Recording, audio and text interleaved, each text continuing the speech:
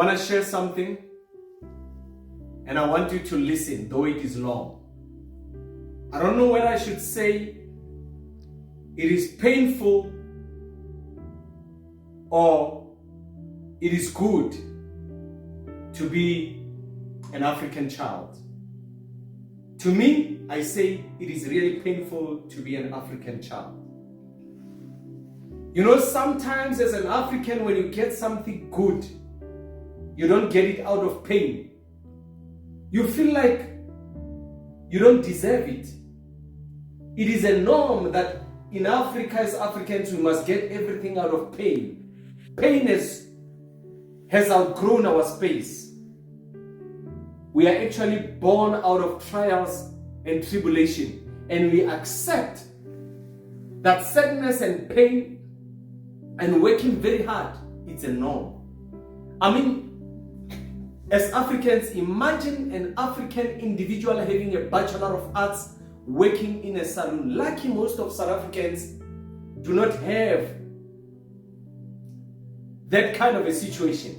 But imagine other Africans having a BA and having to work in a salon, plait someone's hair, work on someone's hair. You take Nigeria, some people are earning a mere $50 for the whole month.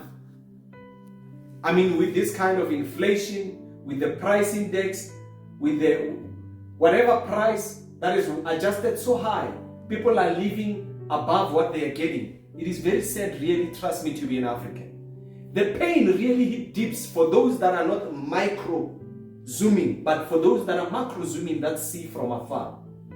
Let me tell you something. We are so exploited that everything that we try to generate as Africans, it is exploited by being flushed out. You look at DRC Congo, in Kasai, in Kinshasa, in Kasai Oriental, in Bujumai, in Kivu. Kasai Oriental and Bujumai, they are producing, I remember 20 years ago I went there, they produced diamond, alluvial and industrial.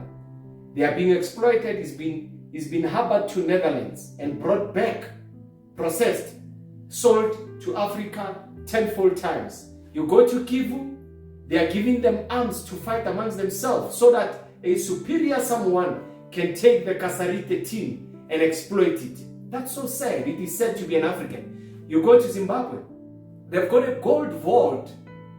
All the gold has been taken out to Europe, shipped to Dubai, shipped to US. Zimbabwe, many view Zimbabwe theoretically as a rich country, but reality is that physically it is poor. Someone is getting rich at the disposal of an African child. You look at South Africa, there's manganese, there's chromium, there's iron ore, there's gold, there's diamond, there's platinum, whatever you can find in South Africa. But again, exploited, taken out to Europe, processed, brought back, being sold tenfold times. You look at Nigeria, crude oil, exploited. It is said to be an African child. The pain really hit deep. I remember my father at a point, I think I was between 9 and 13, he used to buy me a Moniz non-alcohol champagne every Saturday at home, and then Sunday I'll read. He will buy me, when he buy himself a newspaper, I will tell him I want a Sunday Times. He'll buy me a Sunday Times. At the time, on Sunday there was Sunday Times and City Press, and during the week it was the Star. So because I was busy with schoolwork, he wouldn't allow me to read a newspaper during the week. But on weekends I would read Sunday Times. So now when I look at the newspaper, in the front, it will all be about blacks, about suppression, about everything. And when I read that, I will think it's a myth. But at least it was evident to me on the street, with these riots and whatever. But when I look at the back of the newspaper, it was about the price index of commodities, minerals, and everything. I said, but I never saw these things in South Africa at a very young age. And now, truth be told, at my age, my dad is now currently 92 years old. I'm talking about 40, 39 years down the line when I read the newspapers at 9 years. Currently, I realized it was not a myth, it was reality. That Africans are exploited. They are really exploited, and it's a reality, And I tend to realize that when I was around 10 years or so, my father, was a chairperson of one of the major political organizations at the time. And the police, the army, and the superior people will come looking for him, try to torture him, and so on, mistaking him for a political Murban instead of a man who's fighting for freedom of a country, economical freedom, and fighting for his family and community and future generations. But now he's 92 years. My dad is peacefully relaxing in the rural areas.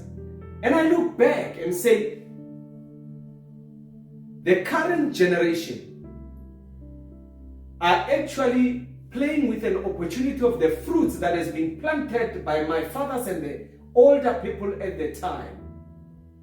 And currently the older people are seeing the efforts going down in vain. It is said to be an African, and really the pain, it really hits deep. To be an African is one of the most painful things that you can ever get. Coming to think of it, someone sitting at the higher hierarchy in Africa, allowing the exploitation of the minerals to someone superior, meaning you've got a cartel of people that are actually reaping the benefit at the disposal of all Africans. But I believe that heaven and earth one day will avenge, heaven and earth one day will respond in avenging for what is being lost. Cried the beloved country, so is the book, The Pain of an African Child. Pain, be not proud. Poverty, be not proud. It shall happen one day, not in this current time, not in the pre-time, in the post-time, that centuries to come, that generation, the wheel will turn. An African child will sit on the higher side of the hierarchy, and the ones that are enjoying the exploitations of African will tend to feel the wrath of how it feels. And it is very sad that those who have not tasted to be Africans will never ever taste how it feels to go through such hefty pain and pay a hefty price of being an African.